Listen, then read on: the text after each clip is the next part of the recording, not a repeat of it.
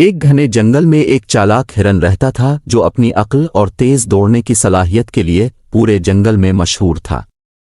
جنگل کے دوسرے جانور ہمیشہ اس کی تعریف کرتے تھے۔ ایک دن ایک بھوکا شیر جنگل میں آیا اور سوچا، آج میں ہرن کا شکار ضرور کروں گا۔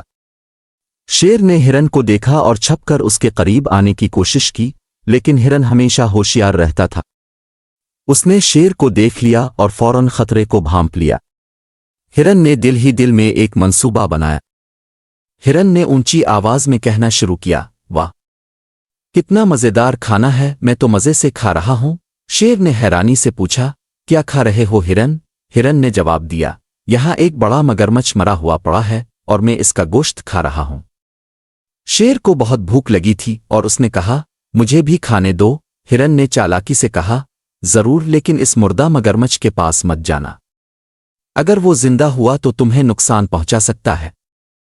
شیر نے سوچا کہ وہ خود دیکھے گا اور مگرمچھ کے قریب گیا۔ جیسے ہی وہ مگرمچھ کے پاس پہنچا، ہرن فوراً بھاگ گیا۔ مگرمچھ زندہ تھا اور شیر کو دیکھ کر غصے سے دھاڑا۔